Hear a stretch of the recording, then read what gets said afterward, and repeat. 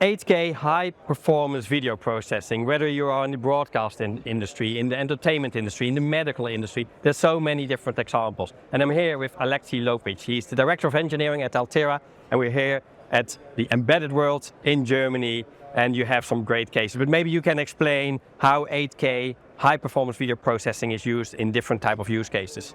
Yeah, so 8K or any high-performance, high-throughput video processing is really widely used in a great variety of applications. Let's start with even Olympics, right? It's going to be broadcast again in 8K and distributed, so all that pipeline and processing is quite challenging, starting from the video connectivity down to processing and then distribution across the world into our screens. That's just one example. Another example is, let's say, video projectors. You always come to the venues and see all those beautiful advertisements, so that's another one.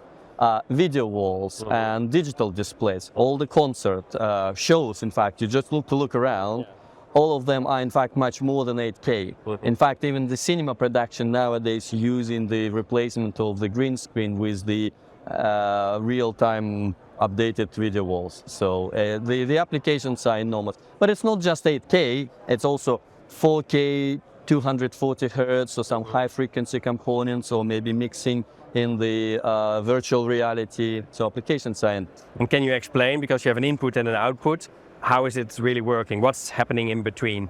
So, well, indeed, you're right. So the challenge starts with an input, so you need to have the interfaces capable of feeding that high data rates, and there are a number of interfaces like HDMI 2.1, DisplayPort 2.0. Then the challenge becomes how to actually process it.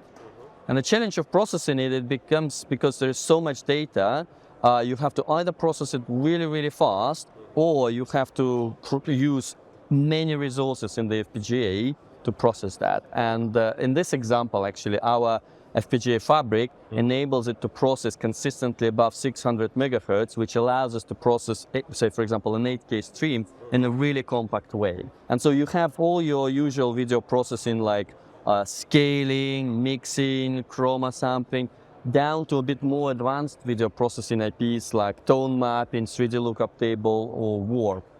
And for an example, you have distortion over here. Yeah. Can you describe how this works?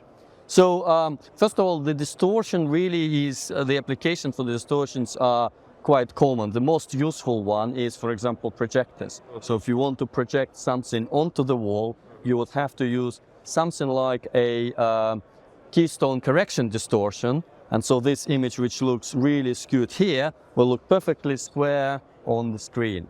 So that's just one example. All in real time. All in real time, all at 60 FPS, and yes. And how can people that are in this industry can get started? Actually, really, really easy. All the IPs are already within the Quartus software. In fact, there are example designs, and they just basically have to Google Warp IP FPGA, and hopefully the first or second link will be showing these IPs. Great, and people can get started. Let's get them started. Thanks a lot. No problem. Thank you for watching here today from the Embedded World, from the Altera booth, with some other great FPGA examples. Thank you. Thank you.